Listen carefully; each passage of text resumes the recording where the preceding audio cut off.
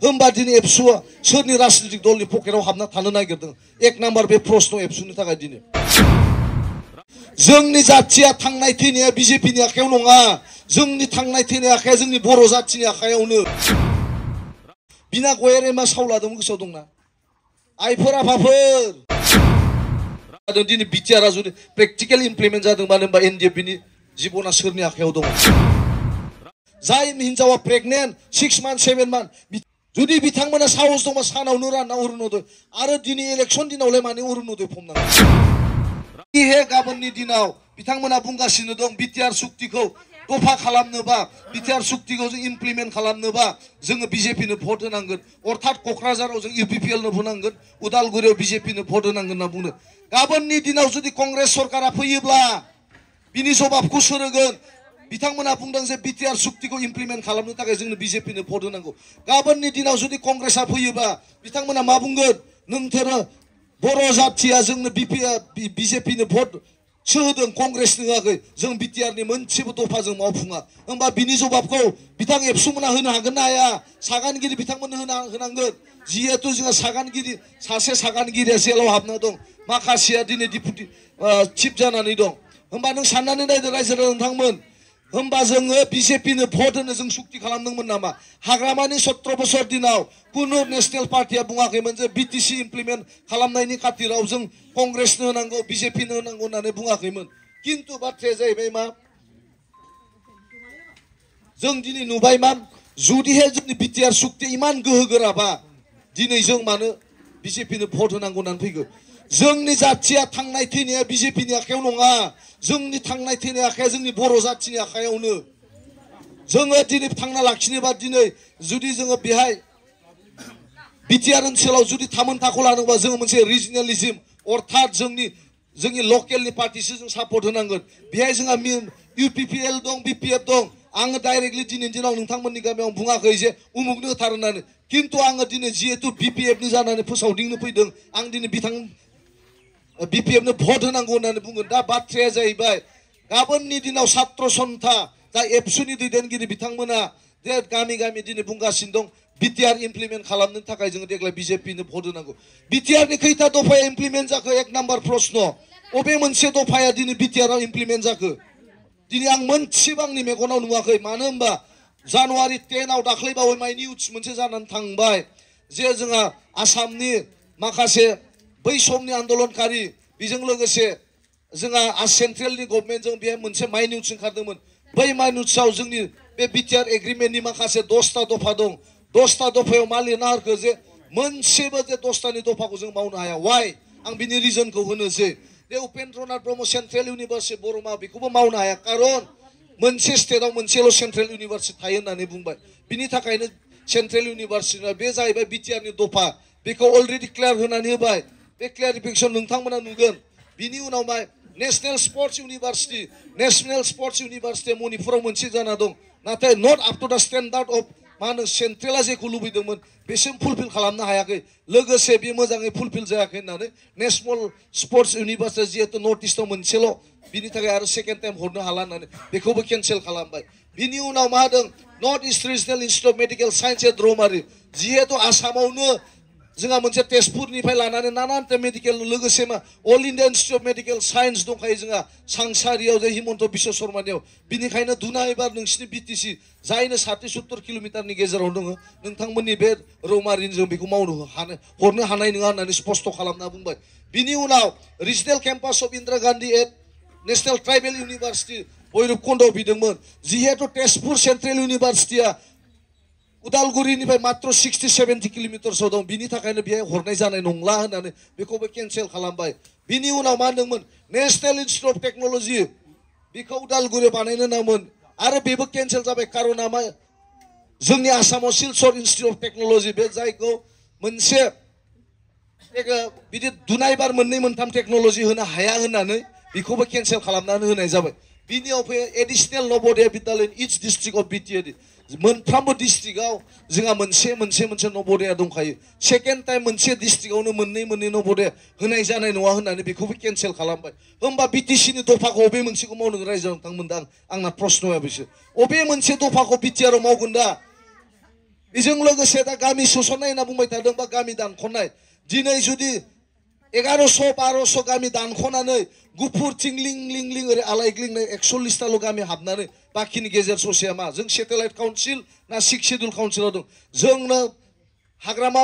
महिलारि लाबोनाय 6 शेड्युलनि कनसेप्टआवसो जोंनो 2000 अटल बिहारी बाजपेयीया हरदोंमोन किन्तु दानि जायखौ होनो नरेन्द्र मोदी बिथाङा ओरैबायदि थगायसुला गावखौ सायवाला होननानै बुङो नाथाय दिनै जोंनि बर' जाथिखौ सुसन खालामनानै दिनै सोबख'नायनिसो बेबस्था लानो मानो होनबा बे BTR agreement not under which act neither in the central act not under the state act बै समाव बिएससिया जादोंमोन under the state act Hiteshwar शइकियानि दिनाव बिनि उनाव बिटिसिया जादोंमोन under central act बिजेपिनि दैदेननायाव दा नै बे आन्दारा अबे आन्दार एक्ट भारतनि अबे संबिधाननि अबे मोनसे दफानि बा अबे मोनसे मा होनो बेखौ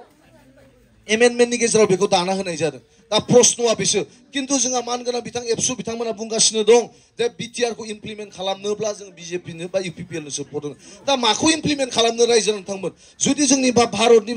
भाषायाव जोंनि लेंगुवेजाव जोंनि बर'नि जुदि केटेगरि एस'सियेट लेंगुवेज जायोब्ला बै समाव बिटिसिआव 2003आवनो जोंनो नेशनेल लेंगुवेजजों स्वीकृति मोनखाबाय होमबा जों नेशनेलखौ लानो ना जों एस'सियेटखौ लानो बिनि उनाव बिथांमोना बुंबाय थादों जे रन्जन दैमारिखौ जोङो केस गेलेगासिनो दं जों फैसा गिदिर गिदिर उकिल जों नाथाय बिएलटिनि दिनाव सोर साबैसे जेलाव थाबोदों आइफोर आफाफोरखौ प्रश्न खालाम बिएलटिनि दिनाव ओरैबायदि सुक्ति खालामदोंमोन दिनैसिम सासेबो बिएलटिया जेलाव थानाङा दिनै भुटानावबो दङ बांलादेशआवबो दं नानानता जायगायाव दङ बियो किन्तु दिनै आसामाव थानायानो 65 जों लोगोसे रन्जन दैमारि दिनै बिटिआर सुक्तिखौ इमप्लिमेन्ट खालामनो होनबाय थादों दिनै बिटिआरआ जुदि प्रेक्टिकेल इमप्लिमेन्ट जादों मानो होनबा एनडिएफबिनि जिबना सोरनि आखायाव दङ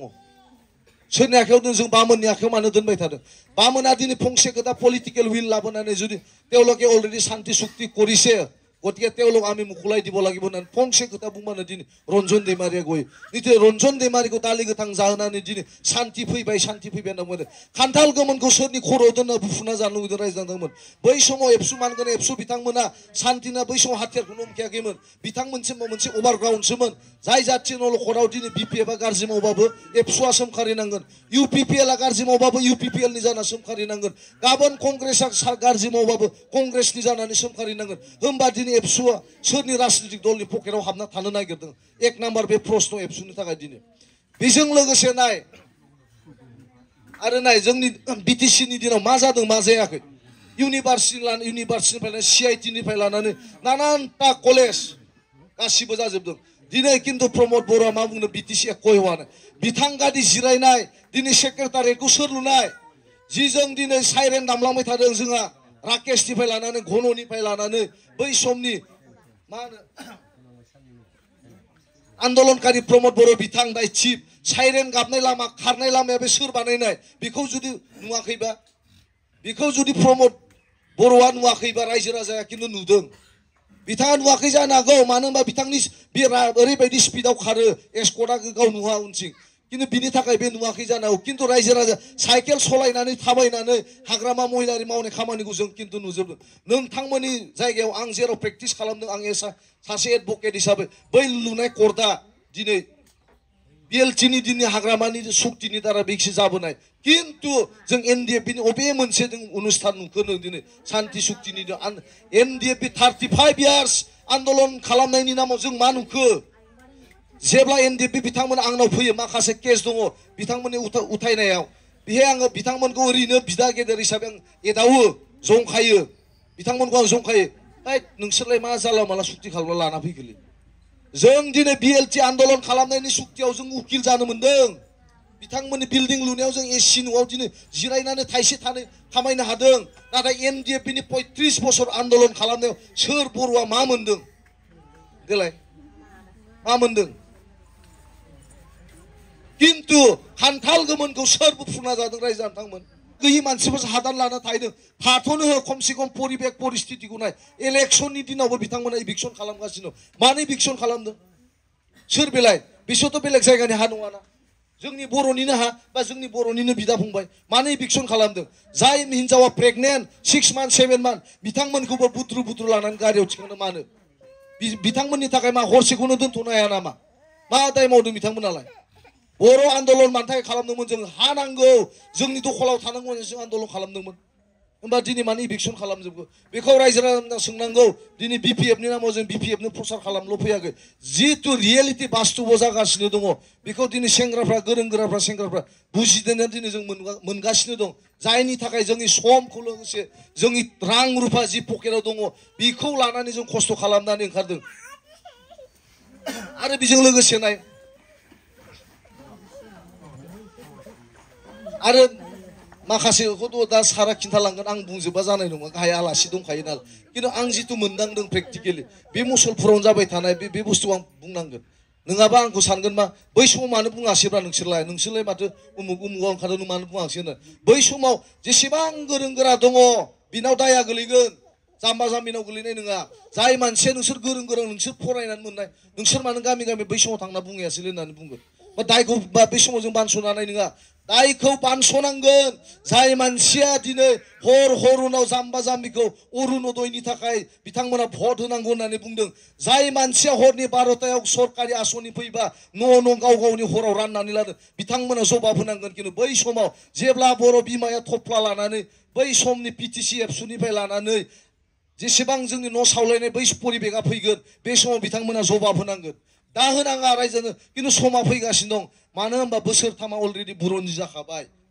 जायखौ होनो जों जारिमिनाव गोसोम हांगारजों लिरगोन गोसोम हांगारजों दिनै लिरहां अलरेडि लिरबायबो माखासे गोरों गथ'आ लिरहांबाय मानो थाखाय लिरहांखो दिनै प्रेक्टिकेलबो नुबोहांबाय बे सल'बाथा नङा बे बास्तब जानो थांगासिनो दङ बिनि थाखायनो रायजो राजाफ्रा सोरनिबा अरुणोदय सोरनिबा माबा माबि न' होगोन होननायाव रानथिङा मोजां मानसिया जोंबायदि फैनानै ब्ला ब्ला गावनि मोखांखौ होननानै सानाव बुंफैयो राव सिखावासो हराव मालायनि न' हाबो हरनि 10टा 11टायाव अरुणोदय फर्म लानानै ओरैनो मानसि फैबा टसा खोमोरलै टसा खोमोर ब्ला खारलांबाय बियो मोजां सरकारनि माबा नामा बियो जुदि बिथांमोना साहस दंबा सानावनो रानना अरुणोदय आरो दिनै इलेक्सन दिनावलाय माने अरुणोदय फर्म नांगौ जेराव मडेल कड अफ कन्डाक्ट दंखायो दिनैथ' राननोनो मोनखाया होमबा दिनै गोरों मानसिया मानो दिनै हरनि 12टा 1टा 10टायाव दिनै जाम्बा जाम्बि जाय मानसिया रेशन कार्ड जाय मानसिया जेबोखौनो रोङा बिसोरखौ थगायनाय माने बिसोरनि फापखौ लानाय जादोंना जायाखै बिना गयारे मा सावलादों गोसोआव दंना आइफोर आफाफोर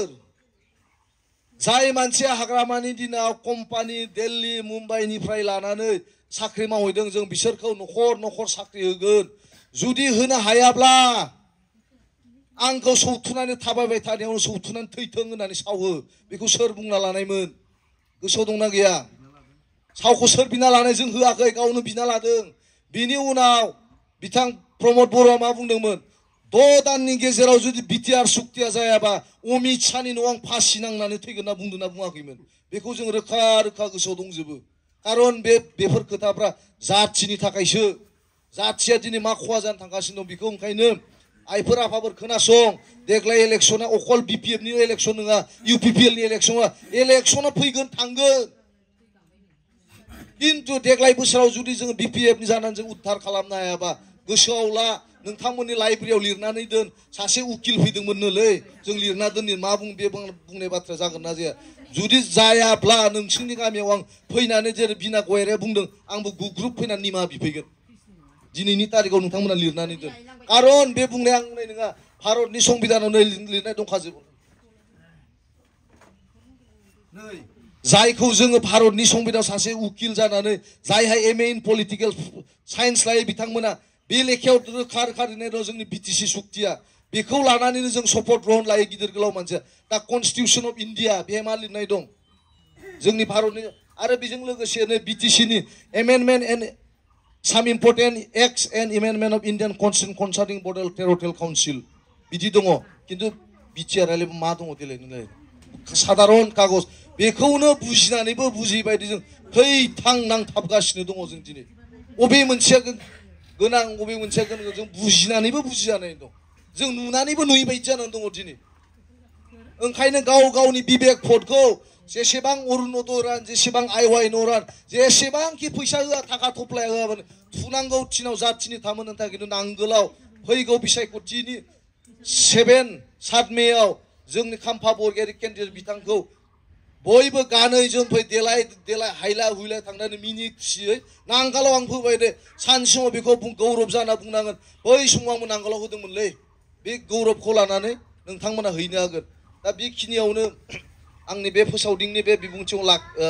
फोजोबबाय आरो लोगोसे माबा मोनसे नोंथांमोननि रायजो राजानि गेजेराव जुदि गोरोन्थि बुंदोंबा सासे लाइमोन हिसाबै आङो माखासे खोथाया एसे आबेगिक जायो जाथिनि थांनाय बिनि थाखायनो आङो निमाहा बिबाय आरो बेखिनियावनो फोजोबथ'नाय जाबाय।